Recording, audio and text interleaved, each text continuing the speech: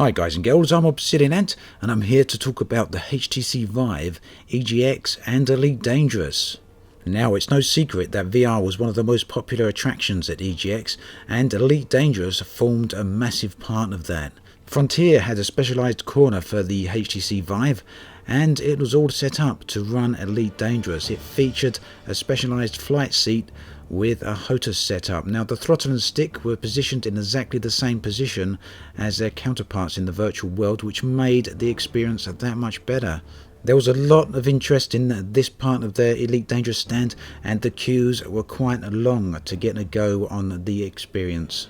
For this demonstration, players got to try out the combat demo, the one where you have to destroy the fighter, the Sidewinder fighter in the asteroid belt. So naturally some people got a much longer turn on the Vive than others. Those that shot down the enemy ship very quick came to an end of their experience and the headset was removed and the next person went in the seat. Those that took longer to destroy the enemy ship got a much longer turn on the Vive.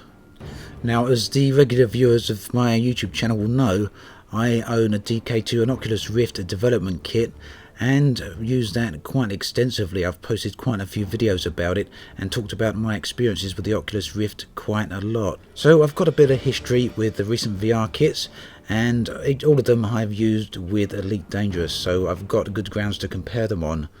So then, what is Elite Dangerous like with the Vive? Well, I've got to admit it was a very interesting, but initially somewhat odd experience. And there's one very specific reason for this.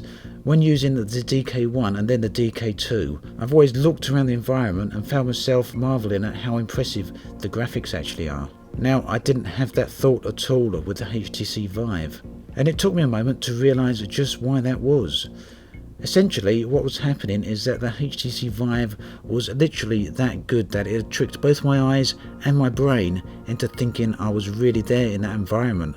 So I wasn't looking at my surroundings, I wasn't looking at the Sidewinder cockpit in terms of its graphics or its virtual representation or anything else like that. I was literally accepting that that was a real environment that I was sitting in. So in many ways, it was more akin to going to a showroom or something like that and sitting in a new car for the first time, rather than sitting in a computer-generated model. And I would hope Frontier and HTC both take that as high praise. The Elite Dangerous VR experience, at least, is getting to the point where you don't look at it in terms of being in a virtual environment, and you just accept it as being real. But in technical terms, yes, the resolution is far superior. There are some issues with some of the tech still, but again, I think that just goes back to the fact that Frontier optimized the experience for the frame rate rather than the sharpness. And my experience with the DK2 shows that it's very easy to fiddle with and overcome. Now, I would have liked a lot longer on the HTC Vive, but as I mentioned earlier, in Elite, once you destroyed the enemy ship, that was the end of your turn. So I made sure not to start chasing the ship around or shooting it down too early, but at the end of the day, there was a whole load of people waiting in the queue, so it wasn't fair for me to totally hog my turn. And this essentially meant there was a bunch of things I didn't get to try out, which included obviously standing up and moving around a bit as the Vive excels at positional tracking. I also would have liked to have seen other environments. I would have liked to have docked in a station. I would have liked to have seen a station from the outside. I also would have liked to have done a hyperspace jump as well as get up close to a planet. All of those were precluded from the demo. We couldn't do them because we simply had access to the combat demo and that was that. But nonetheless, it was enough to get a taste of the experience, and it shows once again that Frontier excel at implementing virtual reality into their game. And now, of course, I can't speak for what the final version of the Oculus Rift is going to be like, but from where I stand at the moment, I would definitely be very, very interested in owning a Vive headset, because, well, it's the best VR experience I've tried so far by a huge margin. And Frontier are way ahead of the game in terms of their understanding of how to implement it into the game.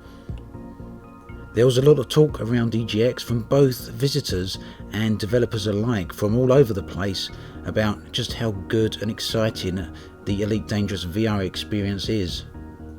And of course there were a few people who were saying that the VR experience isn't quite there yet and that the resolution isn't really quite where they want it.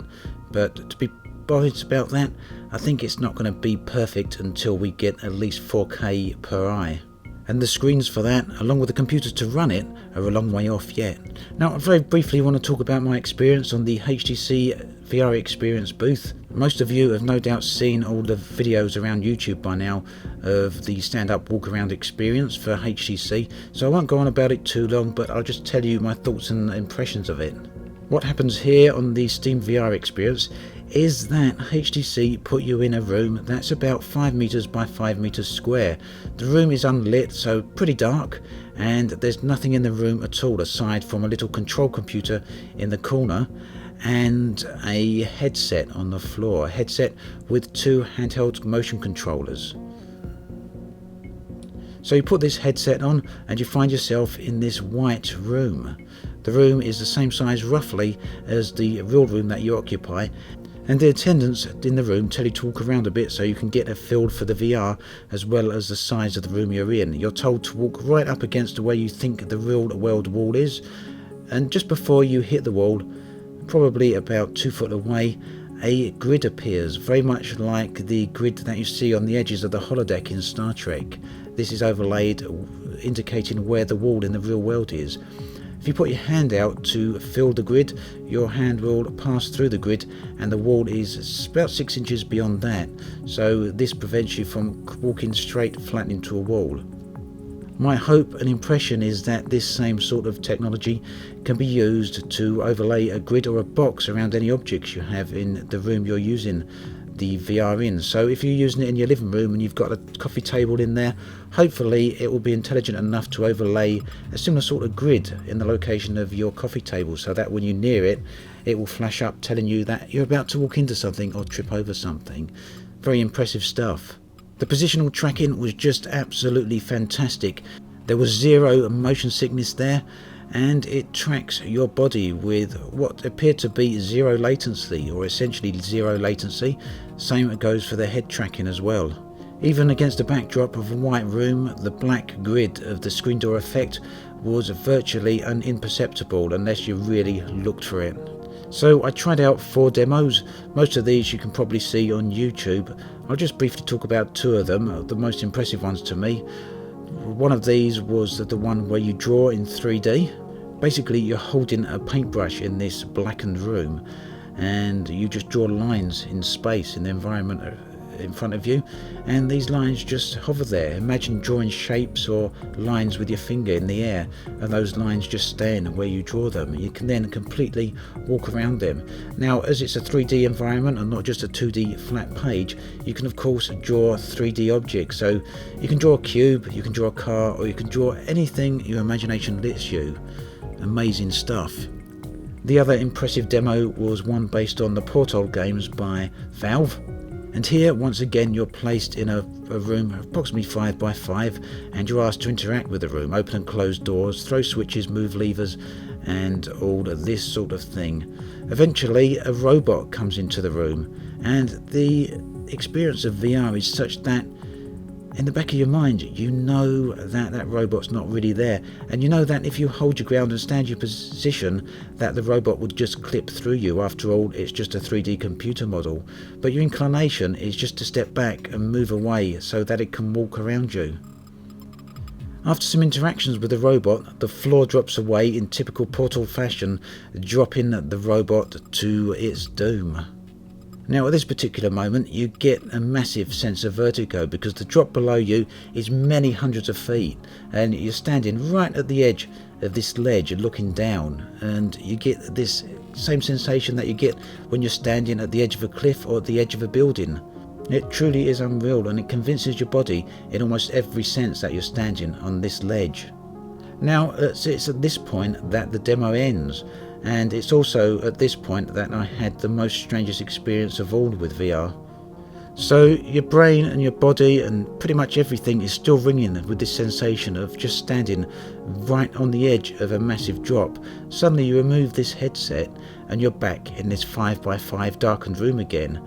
Now this was just very, very strange, a complete sense of duality, because your body's still ringing with that sensation, and at the same time you're just in a regular room, and it's for a moment it's hard to try and correlate the two experiences to each other, because your senses are basically giving you opposite feedback. So this proved to me without a shadow of a doubt what I've always expected, and that is that in the future VR is going to be a tremendously powerful experience. There was a lot of great stuff at EGX, but the HTC headset, both on the HTC booth and on the Elite Dangerous booth, were by far and away the most impressive things there. But if you're still on the fence about the whole VR thing, I guess you're just going to have to wait and see and experience it for yourself. But at the moment, the HTC Vive is the leading edge for what we can experience for consumer VR at the moment. And I'd imagine the released version of the Oculus Rift is going to be more or less the same sort of experience. Both of them hopefully very impressive. I'm going to have to wait and see what comes out of Oculus, but at the moment I'm very much leaning toward purchasing a HTC headset when they're released. So then, I think that just about wraps it up. As always, thanks for watching, and I'll catch you guys and girls next time.